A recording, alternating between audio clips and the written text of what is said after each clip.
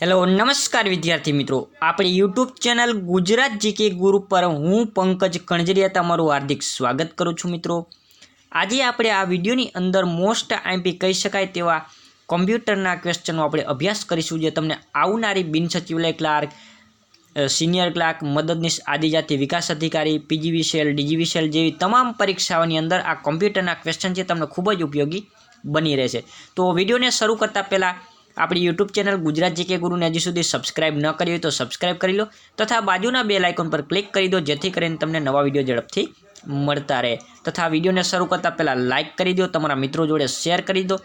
तमारा कोई डाउट होय तो कॉमेंटनी अंदर जरूर बतावो।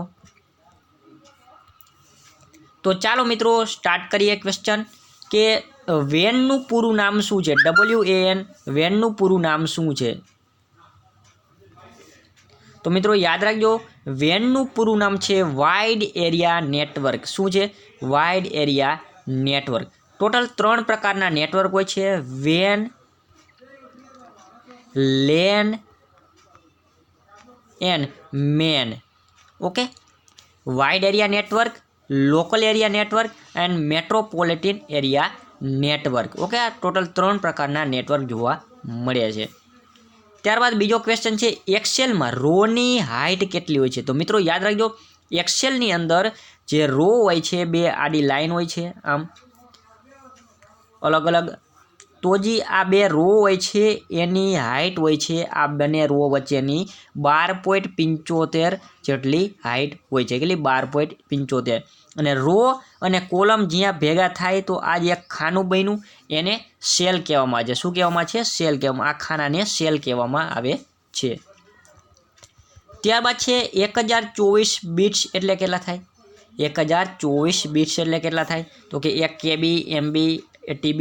તો મિત્રો આમાંથી એક પણ નહીં આવે। એનું કારણ છે, જો 8 બિટ્સ ભેગા થાય ને, 8 બિટ્સ ત્યારે 1 બાઇટ્સ બને, 1 બાઇટ્સ બને। ઓકે, અને 1024 બાઇટ્સ ભેગા થાય ને ત્યારે 1 MB સોરી 1 KB બને, 1024 બાઇટ્સ। અને અહીંયા બીટ્સ છે, અહીંયા બાઇટ્સ હોવા જોઈએ। કેટલા બાઇટ્સ હોય? અહીંયા બાઇટ્સ હોય તો 1 KB બને। અને 1024 KB ભેગા થાય ત્યારે 1 MB બને, અને 1024 MB ભેગા થાય ત્યારે 1 GB બને છે, અને 1024 GB ભેગા થાય ત્યારે TB બને છે। ઓકે, તો મિત્રો जी आ स्टोरेज केपेसिटी है KB MB, तो एनु जे व्यवस्थित माळखुं जो तमने खबर होय तो तमे कॉमेंटनी अंदर जरूर बतावी शको छो, अने जे तमे लखशो एटले तमने आजीवन तमने याद रही जशे। तो तमे कॉमेंटनी अंदर जरूर बतावी शको छो। त्यारबाद छे नेक्स्ट क्वेश्चन के नीचेनामांथी कयो विकल्प इंटरनेट साथे संबंधित छे? इंटरनेट साथे संबंधित छे? तो मित्रों ए छे URL। तो URL नुं फूल फॉर्म छे uniform resources locator. Uniform resources locator. त्यारबाद छे नीचेनामांथी कई हार्ड ड्राइव વધુ માહિતીનો સંગ્રહ કરી શકે છે? તો 100 TB ધરાવતી HDD, 100 TB ધરાવતી HDD ની જે ડ્રાઈવ છે તે સૌથી વધારે સ્ટોરેજ કેપેસિટી ધરાવે છે। ત્યારબાદ છે નીચેનામાંથી કયો વિકલ્પ ઇન્ટરનેટનો સર્ચ એન્જિન નથી? तो मित्रों આપણે गूगल ने तो આપણે જાણીએ છીએ, गूगल પણ સર્ચ એન્જિન છે, याहू પણ સર્ચ એન્જિન છે, बिंग પણ સર્ચ એન્જિન છે, પરંતુ જે આ કિંગ છે તે સર્ચ એન્જિન નથી। ત્યારબાદ છે KBPS નું પૂરું નામ શું છે? તો મિત્રો KBPS નું પૂરું નામ છે કિલોબાઇટ્સ પર સેકન્ડ, કિલોબાઇટ પર સેકન્ડ।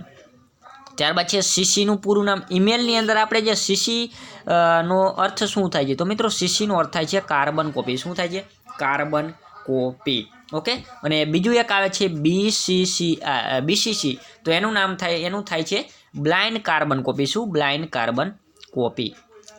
ત્યારબાદ છે કમ્પ્યુટરમાં પ્રોસેસિંગના 3 અગત્યના ક્રમિક પગથિયા કયા? તો સૌપ્રથમ ઇનપુટ આપવામાં આવે છે, ત્યારબાદ ઇનપુટ છે એનું પ્રોસેસ થાય છે, ત્યારબાદ આઉટપુટ મળે છે। તો મિત્રો ઇનપુટ અને આઉટપુટના ઇનપુટ તરીકે કયા કયા સોર્સિસ આવશે અને આઉટપુટ તરીકે કયા કયા સોર્સિસ આવશે એ તમે કોમેન્ટની અંદર જરૂર બતાવી શકો છો। ત્યારબાદ છે ખાલી જગ્યા એ ઓપરેટિંગ સિસ્ટમનું નામ નથી। તો મિત્રો જે એપલ છે તે ઓપરેટિંગ સિસ્ટમનું નામ નથી, એ એપલ કંપની છે જે અલગ અલગ મોબાઈલ છે, આઈફોન છે વગેરે બનાવે છે. જેમ કે વિન્ડોઝ એક્સપી છે, લિનક્સ છે, તો ઉબુન્ટુ છે, તો આ વગેરે છે તે ઓપરેટિંગ સિસ્ટમ છે. અને જે આ લિનક્સ છે તે ઓપન સોર્સ છે ઓપરેટિંગ સિસ્ટમ છે. ત્યારબાદ છે નેક્સ્ટ ક્વેશ્ચન કે વિદ્યાર્થીઓના નામ સરનામા કમ્પ્યુટરમાં સ્ટોર કરવા માટે કયા સોફ્ટવેરનો ઉપયોગ થાય છે? તો મિત્રો MS ઓફિસની અંદર જે એક્સેસ નામનો જે પ્રોગ્રામ છે એની અંદર આપણે કમ્પ્યુટરની અંદર નામ સરનામા આપણે સ્ટોર કરી શકીએ છીએ. ત્યારબાદ છે હેડર અને ફૂટર. હેડર અને ફૂટર છે એ કયા મેનુમાં આવે છે? તો મિત્રો યાદ રાખજો, વ્યૂ મેનુમાં આવે છે. વ્યૂ મેનુની અંદર હેડર અને ફૂટર છે તે આવે છે. ત્યારબાદ છે નેક્સ્ટ ક્વેશ્ચન OCRનું પૂરું નામ આપો. તો OCR એટલે થાય છે optical character recognition. Optical character recognition. ત્યારબાદ છે નેક્સ્ટ ક્વેશ્ચન PDFનું પૂરું નામ શું છે? તો PDFનું પૂરું નામ છે portable document format. Portable document format. ત્યારબાદ છે નેક્સ્ટ ક્વેશ્ચન કે કમ્પ્યુટરે શું કરવું અને શું ન કરવું તેને આપવામાં આવતી આજ્ઞા કે આજ્ઞાઓનો સમૂહ એટલે શું? તો મિત્રો એને કહેવામાં આવે છે કમ્પ્યુટર પ્રોગ્રામ. શું કહેવામાં આવે છે? Computer program. ત્યારબાદ છે આપણો નેક્સ્ટ ક્વેશ્ચન કે ઇન્ટરનેટના સંદર્ભમાં ISP એટલે શું? ISP તો ISP એટલે થાય છે internet service provider. Internet service provider.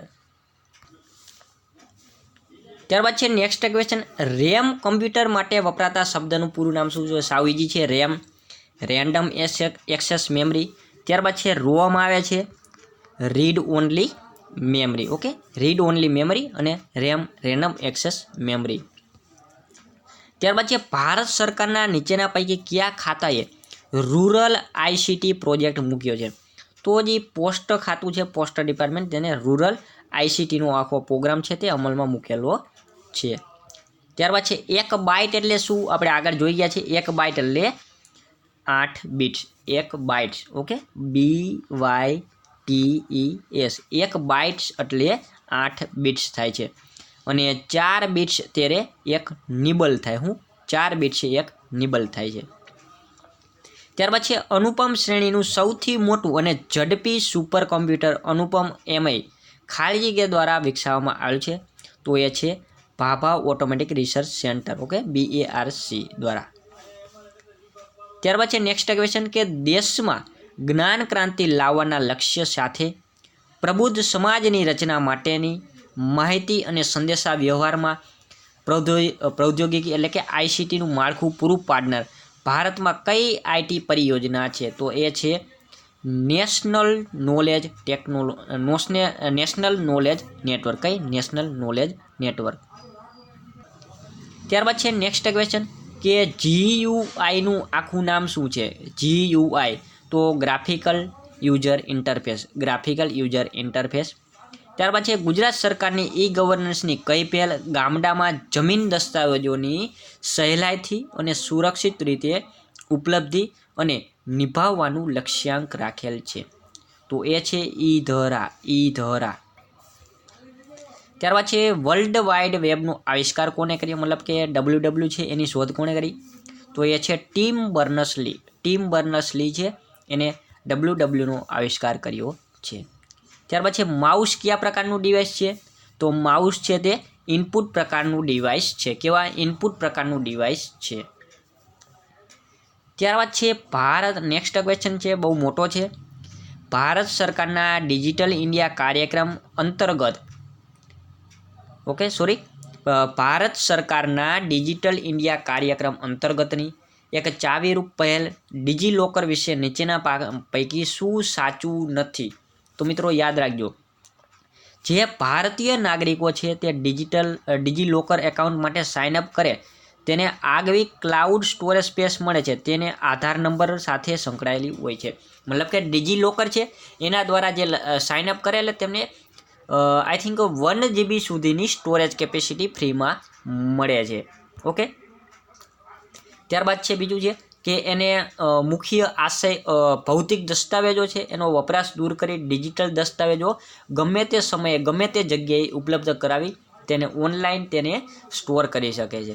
ત્યારબાદ છે ઈ સાઇન દ્વારા સુવિધાનો ઉપયોગ કરી નાગરિકો જાતે જ દસ્તાવેજો છે તે અપલોડ કરીને તેને ડિજિટલ રૂપે રાખી શકે છે.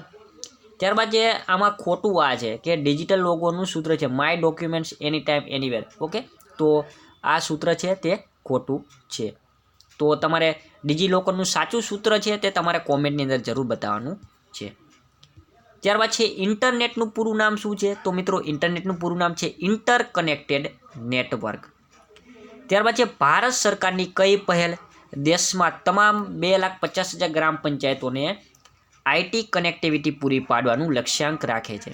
તો એ છે નેશનલ ઓપ્ટિકલ ફાઇબર નેટવર્ક. કયું? National optical fibre network.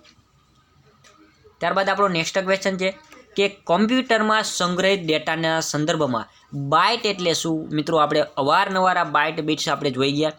તો જે તેની સાથે કોમ્પ્યુટર કાર્ય કરે છે સામાન્ય રીતે 8 દ્વિઅંકોનો એક સમૂહ છે બાઇટ. ઓકે, 8 બિટ્સ એટલે એક બાઇટ. વારંવાર આપણે જોઈ ગયા છે આગળ પણ. ત્યારબાદ છે યુએસબીનો અર્થ શું થાય છે? તો યુએસબી એટલે થાય છે યુનિવર્સલ સિરિયલ બસ. ઓકે, ત્યારબાદ નેક્સ્ટ ક્વેશ્ચન ઇલેક્ટ્રોનિક માઇક્રોચિપ તરીકે કમ્પ્યુટરના કયા ભાગને ઓળખવામાં આવે છે? તો મિત્રો સેન્ટ્રલ પ્રોસેસિંગ યુનિટ છે તેને ઇલેક્ટ્રોનિક માઇક્રોચિપ તરીકે ઓળખવામાં આવે છે. ત્યારબાદ છે વર્ડમાં મેલ મર્જ ઓપ્શન કયા મેનુમાં આવે છે? તો મિત્રો ટૂલ્સની અંદર MS વર્ડની અંદર ટૂલ્સની અંદર મેલ મર્જનું ઓપ્શન જોવા મળે છે. ત્યારબાદ છે આપણે જે પિન એન્ટર કરીએ છીએ તેનું પૂરું નામ શું છે? આપણે જે પિન એન્ટર ATM છે વગેરેમાં 4 આંકડાનો પિન એન્ટર કરીએ એને શું છે? તો એ છે permanent identification number. Permanent identification number. ત્યારબાદ છે પરમ સુપર કમ્પ્યુટરના શોધકનું નામ શું છે? તો મિત્રો પરમ સુપર કમ્પ્યુટર છે તે શ્રી વિજય ભાટકર દ્વારા એની શોધ કરવામાં આવી હતી અને તે સીડેક્સ સંસ્થા છે એના દ્વારા એની શોધ બનાવવામાં આવી હતી. મતલબ કે અને આ સીડેક્સ સંસ્થા છે તે પુણેની અંદર આવેલી છે. મહારાષ્ટ્રની અંદર પુના છે, પુણે શહેર છે એની અંદર આવેલી છે સીડેક્સ સંસ્થા. ત્યારબાદ છે બાઇનરી પત્તીના જનક કોને માનવામાં આવે છે? તો મિત્રો લેડી અગસ્ટા છે એને બાઇનરી પત્તીના જનક માનવામાં આવે છે. મતલબ કે એને પ્રોગ્રામર તરીકે પણ ઓળખાય છે. ત્યારબાદ નેક્સ્ટ ક્વેશ્ચન કે કઈ યુનિવર્સિટીમાં માર્ક 1 કમ્પ્યુટરનું નિર્માણ થયું હતું? તો મિત્રો હાર્વર્ડ યુનિવર્સિટીની અંદર માર્ક 1 કમ્પ્યુટરનું નિર્માણ થયું હતું. ત્યારબાદ છે કમ્પ્યુટરના સિસ્ટમના કયા ભાગને તેનું મગજ કહી શકાય? તો મિત્રો CPU છે એને કમ્પ્યુટરનું મગજ કહેવામાં આવે છે અને CPUનું ફૂલ ફોર્મ છે સેન્ટ્રલ પ્રોસેસિંગ યુનિટ. ઓકે, ત્યારબાદ છે નેક્સ્ટ ક્વેશ્ચન કે કમ્પ્યુટરના ભૌતિક ભાગને શું કહેવામાં આવે છે? તો ભૌતિક ભાગ છે એને હાર્ડવેર કહેવામાં આવે છે, હાર્ડવેર, અને અભૌતિક ભાગ છે તેને સોફ્ટવેર કહેવામાં આવે છે. હાર્ડવેર છે એને આપણે ટચ કરી શકીએ છીએ અને જે સોફ્ટવેર છે તેને આપણે જોઈ શકીએ છીએ પરંતુ એને ટચ કરી શકતા નથી ફિઝિકલી. ત્યારબાદ છે કઈ યુનિવર્સિટીમાં એનિયાકનું નિર્માણ થયું હતું? તો મિત્રો પેન્સિલ્વેનિયા યુનિવર્સિટી છે એની અંદર એનિયાકનું નિર્માણ કરવામાં આવ્યું હતું. ત્યારબાદ છે નેક્સ્ટ ક્વેશ્ચન એન્ડ લાસ્ટ આપણો 40મા નંબરનો ક્વેશ્ચન છે કમ્પ્યુટર પાસેથી ઈચ્છિત કાર્ય કરાવવા માટે આપી પડતી સૂચનાઓના સમૂહને શું કહેવામાં આવે છે? તો મિત્રો આપણે એને કહેવામાં આવે છે સોફ્ટવેર કહેવામાં આવે છે. શું કહેવામાં આવે છે? સોફ્ટવેર. તો મિત્રો આપણે આવા જ કમ્પ્યુટરના વિડીયો છે તે નેક્સ્ટ પાર્ટમાં પણ આપણે જોતા રહીશું. તો જોતા રહો આપણી યુટ્યુબ ચેનલ ગુજરાત GK ગુરુ. તો એની અંદર તમને નવા વિડીયો છે તો તમને મળતા રહેશે. Thank you. જય હિન્દ.